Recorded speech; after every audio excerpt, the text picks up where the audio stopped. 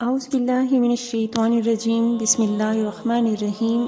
Respected viewers and distinguished visitors, السلام علیکم. حضرت ہود علیہ السلام قوم عاد سے تعلق رکھتے تھے. آپ علیہ السلام عاد ہی کے شریف اور نیک گھرانے میں پیدا ہوئے. حضرت ہود علیہ السلام اللہ کی طرف سے قوم عاد کو سچائی کا راستہ دکھانے کے لیے بھیجے گئے تھے. عاد کی قوم گمراہی میں مبتلا تھی. طرح طرح کے برے کام کرنا، ظلم، زیادتی اور لوٹ مار کرنا ان کی عادت بن چکی تھی.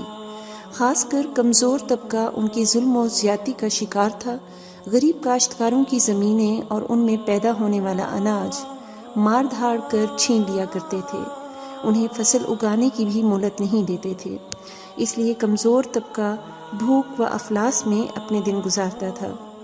قوم میں عاد کا پیشہ کاشتکاری تھا. وہ زراعت کے طریقوں سے بھی اچھی طرح واقف تھے. اس کے علاوہ پہاڑوں کی چٹانیں کاٹ کر ان پتھروں سے مضبوط عمارتیں بناتے. پہاڑ کے غاروں میں بھی رہتے تھے. پتھروں سے شکار کرتے تھے. جانوروں کو آگ میں بھون کر کھاتے تھے.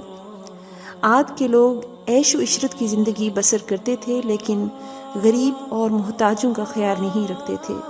بھوکوں کو کھانا نہیں کھلاتے تھے، بلکہ ان کے پاس جو بھی کچھ کھانے کے لیے ہوتا چھین لیتے تھے. جو لوگ اللہ کو بھول کر پتھروں کی پوجا کرتے ہیں ان کے دل رحم سے خالی ہوتے ہیں. عاد کی قوم بھی مورتیوں کو پوجتی تھی.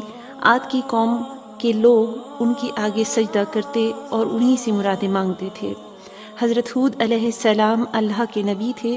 وہ بت پرستی سے روکتے تھے، ظالموں کو ظلم کرنے سے روکتے، ایک اللہ کی طرف بلاتے. حضرت ہود علیہ السلام نے اپنی قوم کو بیشہا نصیحتیں فرمائیں. آپ نے ایک دفعہ اپنی قوم کو نصیحت کرتے ہوئے کہا، اللہ تعالیٰ نے تمہیں اور ساری کائنات کو پیدا کیا، زمین میں رزق کا سامان پیدا کیا، تم کھیتی باڑی کرتے ہو، تم زمین میں سے زیادہ اناج حاصل کرتے ہو. اس کے باوجود تم دوسروں کا اناج چھینتے ہو.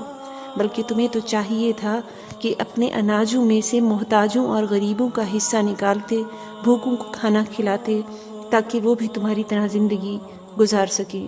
لیکن تم ایسا نہیں کرتے. جو کچھ اللہ نے تمہیں دیا ہے اس کا شکر بجا لاؤ. اس کا طریقہ یہ ہے کہ جن کے پاس اناج نہیں ہے تم انہیں کھانے پینے کا سامان دو. اگر تم ایسا نہیں کرتے تو یہ تمہاری بدبختی کی علامت ہے. حضرت ہود علیہ السلام کی نصیحتیں سن کر لوگ جواب دیتے، ہم سے کیا چاہتے ہو؟ ہم جو کچھ کرتے ہیں ہماری اپنی مرضی ہے. ہم اپنی محنت سے اناج پیدا کرتے ہیں. ہم کسی بھوکے کو کیوں کھلائیں؟ ہمارے پاس جتنا اناج ہوگا ہم طاقتور کہلائیں گے.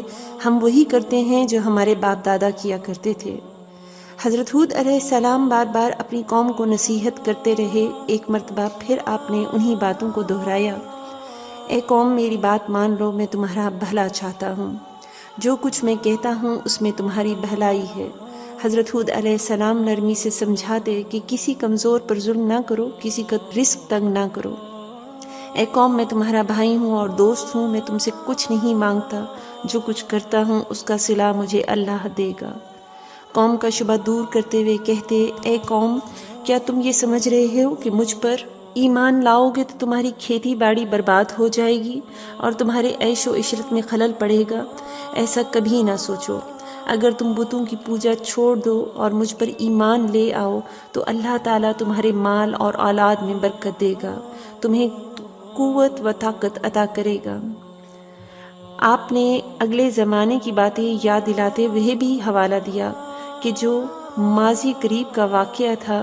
اے قوم کہ اللہ نے گمراہوں کو ہدایت دینے کے لیے حضرت نوح علیہ السلام کو نبی بنا کر نہیں بھیجا تھا. اس قوم نے اللہ کی باتوں کا انکار کیا تو کس طرح اللہ کے عذاب نے انہیں پکڑا تھا. پھر تم میرے نبی ہونے سے کیوں انکار کرتے ہو؟ آپ نے بتوں کے بارے میں فرمایا، یہ بت جسے تم اپنا معبود سمجھتے ہو یہ نہ کسی کے ساتھ بھلائی کر سکتے ہیں نہ یہ تمہیں نقصان پہنچا سکتے ہیں، بلکہ تم خود اپنا نقصان کر رہے ہو. آپ نے انہیں آگاہ کرتے ہوئے کہا، اے قوم تمہارے جھوٹے معبودوں پر میں نہ ایمان لاؤں گا اور نہ ان سے ڈروں گا. میرا بھروسہ صرف اور صرف اللہ پر ہے جو تمہارا اور ہمارا ہم سب کا پروردگار ہے.